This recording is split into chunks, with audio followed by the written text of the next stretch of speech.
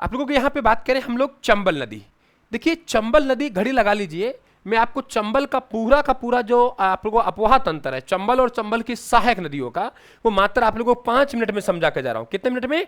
5 minute में। अब देखो चंबल नदी का अगर उद्गम की बात करते हैं हम लोग, तो चंबल नदी का उद्गम कहां से होता है? जाना पावा की पहाड़ियों से होता है। कहां से होता है? जाना पावा की पहाड़ियों से। जाना पावा की पहाड़ियों से उसका उद्गम होगा, और उद्गम स्थल से ऊपर चलेंगे हम लोग मध्य प्रदेश से, तो मध्य प्रदेश से ऊपर चलने के बाद में हमारा गांधी सागर बांध आता है। कौन सा बांध है? गांधी सागर। गांधी सागर बांध का पहले चरण में निर्माण हुआ। हमारे पास राणा प्रताप सागर है, उसका निर्माण दूसरे चरण में हुआ, ध्यान रखें आप लोग। और चंबल के चारों बांधों में सबसे बड़ा बांध है वो हमारा गांधी सागर बांध है। और गांधी सागर यानी पूरी जो हमारी चंबल परियोजना है, चंबल परियोजना में 50% हिस्सा हमारा है, और 50% हिस्सा किसका है? मध्य प्रदेश का। राजस्थान का 50 है, एमपी का 50 है। 386 मेगावाट का उत्पादन होता है ना, ध्यान रखें आप लोग, 386 मेगावाट का।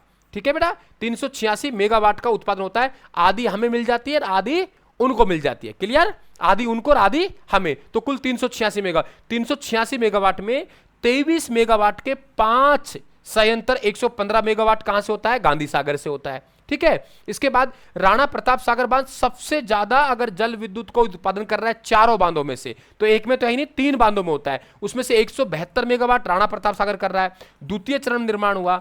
अगर पूछे राजस्थान का भराव क्षमता की दृष्टि से सबसे बड़ा बांध, भराव क्षमता की दृष्टि से सबसे बड़ा बांध 113 वर्ग किमी है। भराव क्षमता की दृष्टि राज्य का सबसे बड़ा बांध कौन सा है? तो वो राणा प्रताप सागर बांध है। भराव क्षमता बोला है मैंने। राजस्थान का सबसे लंबा बांध, राजस्थान का सबसे लंबा बांध है माही बजाज सागर बांध, 3109 है। राज्य का सबसे ऊंचा बांध है 81 मीटर है, आपका जाखम बांध है। मैंने बोला है भराव क्षमता की दृष्टि से सबसे बड़ा बांध, तो भराव क्षमता की दृष्टि से सबसे बड़ा बांध है हमारे पास, वो कौन सा है? राणा प्रताप सागर बांध। 113 वर्ग किमी उसका भराव क्षमता है। इसके बाद हमारे पास आता है जवाहर सागर बांध। जवाहर सागर बांध का निर्माण है वो आपका तीसरे चरण में हुआ है ना। पहले चरण में गांधी सागर, दूसरे में राणा प्रताप सागर, तीसरे में जवाहर सागर, चरण 3 ही है। तो चौथा बांध कोटा बैराज फिर से आपके चरण नंबर 1 में होगा। तो चरण नंबर 1 में कितने बांध बने? 2 बांध बने। यहां से 33 गुणा 3 मेगावाट यानी 99 मेगावाट का क्या होता है? उत्पादन होता है। और राणा प्रताप सागर बांध से कितना हुआ? 172 हुआ, है ना। गांधी सागर से कितना हुआ? 115 हुआ। और 99 यानी सबसे ज्यादा कहां से होता है? राणा प्रताप सागर बांध से। राणा प्रताप सागर बांध है वो राजस्थान का भराव क्षमता की दृष्टि से, क्या कहा मैंने? ये ध्यान रखें आप लोग, भराव क्षमता है वो, भराव क्षमता की दृष्टि सबसे बड़ा बांध राणा प्रताप सागर बांध है। लेकिन ध्यान रखना कि हमारा कोटा बैराज बांध से 2-3 बात ध्यान रखने। कोटा में है नंबर 1, इसका निर्माण प्रथम चरण में हुआ। यहां से जल विद्युत उत्पादन नहीं होता है, जल विद्युत उत्पादन तीनों बांधों से हुआ है, और यहां से केवल आपके सिंचाई के काम लेते हैं। और आपका कैचमेंट एरिया मतलब भराव क्षमता, है ना, कि भराव क्षमता मतलब आप लोगों को कैचमेंट एरिया कि आप लोगों को फैलाव क्षेत्र, कैचमेंट एरिया यानी सबसे बहलाव, आपके फैलाव की दृष्टि सबसे बड़ा बांध कौन सा है? कोटा बैराज बांध। और जबकि कौन सा क्या था? मैंने आपसे क्या कहा था बताइए? कि आप लोगों के कि आपके भराव क्षमता की दृष्टि राणा प्रताप सागर, कैचमेंट एरिया फैलाव की दृष्टि से हमारे पास चंबल की आपको अलग अलग लंबाई देखने को मिलती है ना। नवीनतम जो लंबाई आ रही है, पहले हमारे पास 965 थी, राजस्थान में 135, मध्य प्रदेश 315, उत्तर प्रदेश 275, और राजस्थान और मध्य प्रदेश सीमा बनाते थे वो हम लोग कितना 241 किमी। नवीनतम लंबाई आपके अलग अलग आने लग गई, तो यहाँ हमारे पास 151 किमी है, जिसमें यहाँ पे 252 है वो आपकी सीमा बनेगी। यानी आप लोगों के मध्य प्रदेश में कितनी बहेगी? अब आप लोगों के 3 राज्य हो गए, कौन कौन से हो गए? मध्य प्रदेश में 320 किमी बहती है ना। इसके बाद वो राजस्थान में आती है 322, फिर वो राजस्थान और मध्य प्रदेश सीमा बनाती है ना। मध्य प्रदेश और राजस्थान सीमा वो मध्य प्रदेश के और राजस्थान के मध्य दोनों राज्यों के मध्य में बहेगी। वो आपके पाल घाट सवाई माधोपुर से प्रारंभ होती है, और पाल घाट सवाई माधोपुर से प्रारंभ होने के बाद वो कहां जाती है? पिनहाट यूपी तक। यहां आपकी ना राजस्थान में ना मध्य प्रदेश में, दोनों राज्यों और 2 राज्यों के मध्य बनाई गई सबसे लंबी जल सीमा यही बनाती है। और उत्तर प्रदेश में कितनी हो गई? आप लोगों के 157 हो गई। क्लियर आप लोगों के? इसके बाद हम लोग यहां चंबल नदी है, चंबल नदी को वैभव क्षेत्र को हम लोग बीहड़ कहते हैं, डांग कहते हैं, ध्यान रखें। डांग का क्षेत्र डाकुओं की शरणस्थली है, और डांग की रानी किसे कहते हैं? करौली राजा किसे कहते हैं? धौलपुर को। जबकि डांग नृत्य कहां का है? श्रीनाथ द्वारा का है। माल डांग मालवा के पठार का उत्तरी विस्तार होता है, जो आपके झालावाड़ बाराम उसे क्या कहते हैं? माल डांग कहते हैं। सर्वाधिक जो हमारा उत्खात भूमि है, उबड़ खाबड़ भूमि है, उसे हम कहते हैं बीहड़ भूमि। बीहड़ भूमि हमारे कोटा सवाई माधोपुर में।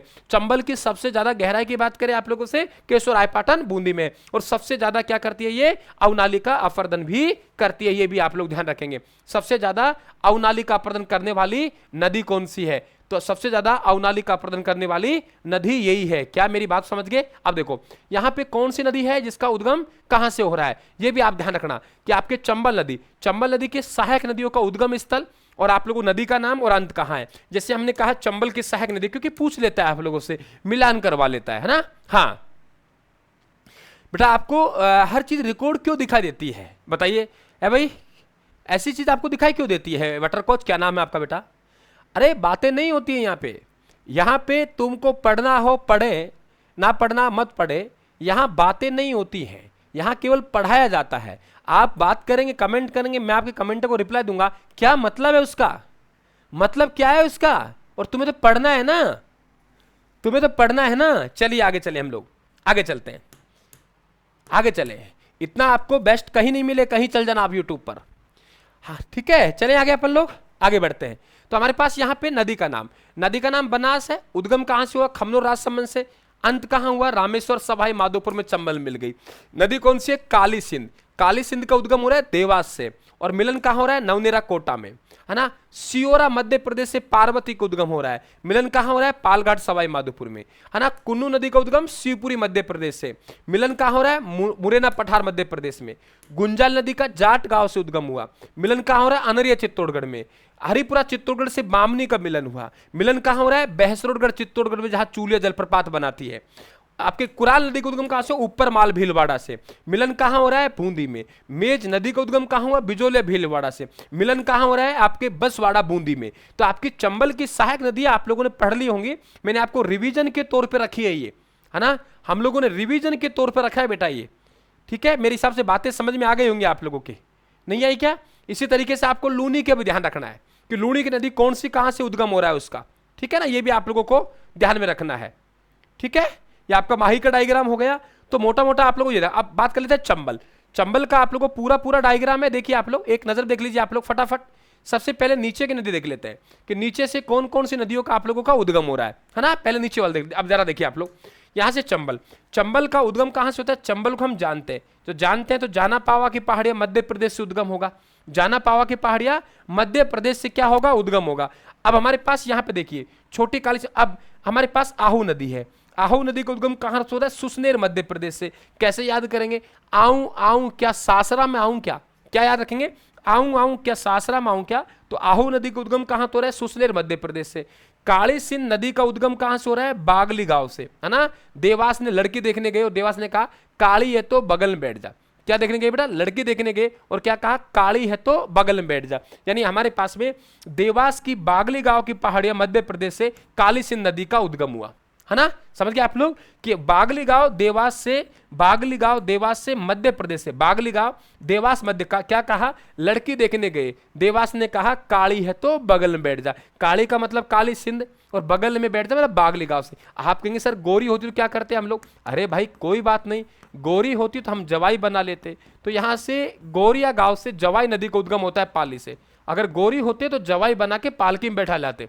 कहां बैठा ले? पालकी में बैठा लेते। तो ध्यान रखिए आप, गोरिया गांव से जवाई नदी पाली से उद्गम होता है ना। अब हमारे पास में एक आती है परवन नदी। कौन सी आती है बेटा? परवन। तो मालवा का पठार से परवन नदी का उद्गम होता है। तो याद कैसे करेंगे? माल खाने वाले लोग गुरु परवाह नहीं करते, है ना। और आपकी सिहोरा मध्य प्रदेश से पार्वती का उद्गम हुआ। जब पार्वती का विवाह हुआ तो सिर पे सेहरा बांधा। याद हो गया कि सुसनेर में क्या हो गया? मध्य प्रदेश। यानी आऊं आऊं क्या सासरा में आऊं क्या, आऊं आऊं क्या सासरा में आऊं क्या। तो सुसनेर मध्य प्रदेश से उद्गम हो गया। मैंने क्या कहा कि काली सिंध ने कहा कि काली है तो बगल में बैठ जा, देवास ने कहा काली है तो बगल में बैठ जा। तो देवास बागली गांव मध्य प्रदेश से किसका उद्गम हो रहा है? काली सिंध का हो रहा है, ठीक है। इसके बाद परवन, हमने क्या कहा? माल खाने वाले लोग परवाह नहीं करते। क्या कहा मैंने? माल खाने वाले लोग परवाह नहीं करते। तो मालवा के पठार से परवन नदी का उद्गम होता है। और पार्वती का विवाह हुआ तो उसने सेहरा बांधा, यानी सिहोरा की पहाड़ी से पार्वती का उद्गम होता है। किन्नू नदी ये दो बार, एक बार नीचे आएगी और फिर दो बार मध्य प्रदेश से प्रवेश करती है। अब देखो छोटी काली सिंध चंबल की सहायक हो गई, आहू काली सिंध की सहायक हो गई, काली सिंध किसकी सहायक हो गई? चंबल की हो गई। परवन किसकी सहायक हो? काली सिंध की हो गई। पार्वती पालघाट सवाई माधोपुर मिलेगी, सीप त्रिवेणी संगम बनाएगी, और हमारे कुन्नू नदी भी किसकी सहायक होगी, चंबल की होगी। ये वो नदी है चंबल की जो नीचे की तरफ से मिलन हुआ है। आप देख लीजिए ऊपर तरफ से मिलन कैसे होगा। देखो चंबल की सबसे बड़ी जो नदी है सहायक, वो तो हमारे पास कौन सी है, बनास है। अब देखो इधर से मिलने वाली हमारे पास कौन सी है, जाट गांव मध्य प्रदेश से उद्गम होता है, और उस नदी का नाम क्या है, गुंजाली नदी है। कहां मिलेगी, चित्तौड़गढ़ में। अब देखो बामनी का उद्गम हुआ हरिपुरा चित्तौड़गढ़ से, और मिलन कहां हुआ, चित्तौड़गढ़ में। तो बामनी नदी का जो मिलन होता है वो जगह कौन सी है बेटा, बहसरोडगढ़ है, और बहसरोडगढ़ में चूलिया जलप्रपात बना है। बहसरोडगढ़ में कौन सा जलप्रपात, तो चूलिया जलप्रपात बहसरोडगढ़ में चंबल नदी के किनारे है, और यही बहसरोडगढ़ का किला है। अब हमारे पास कुराल नदी का उद्गम कहां से हुआ, ऊपरमाल भीलवाड़ा से, है ना। हमारे पास में मेज नदी का उद्गम कहां से हुआ, ऊपर बिजोलिया भीलवाड़ा से। कुराल का ऊपरमाल भीलवाड़ा से, और मेज का बिजोलिया भीलवाड़ा से। दोनों नदी आती हैं और बूंदी जिले की सीमा पर कहां, चंबल में मिल जाती हैं। तो आप लोगों के कुराल नदी का उद्गम ऊपरमाल भीलवाड़ा से। कुराल किसकी सहायक है भाई, चंबल की है। कहां के विलय हुआ, बूंदी में हुआ। मेज नदी का उद्गम कहां से हो रहा है, बिजोलिया से हो रहा है। कहां से, बिजोलिया से। कहां आएगी, बूंदी में। सहायक किसकी हो गई, हमारे पास चंबल की। एक कौन सी हो गई, मांगली। मांगली का उद्गम कहां से हो रहा है, भीलवाड़ा से। मांगली आके कहां मिलेगी, मेज में। तो मांगली किसकी सहायक हो गई, मेज की। और मांगली की सहायक कौन सी हो गई, घोड़ा पछाड़। देख लीजिए सहायक नदियों में आपको उल जाएगा। घोड़ा पछाड़ है वो तो किसकी हो गई, मांगली की। मांगली किसकी हो गई, मेज की। और मेज किसकी हो गई, चंबल की। अब देखो चाहे आप लोगों को घोड़ा पछाड़, आप लोगों के मांगली हो, चाहे आप लोगों के मेज हो, चाहे आपके कुराल हो, ये सब का उद्गम कहां से हो रहा है, भीलवाड़ा से। और बनास हमारे पास सबसे बड़ी नदी है। बताइए कहां, किसी बच्चे को अगर दिक्कत हो मुझे बताइए। ये चंबल का अपवाह तंत्र है जो इसका आप लोग पूरे 2-2 3-3 घंटे में पढ़ते हो।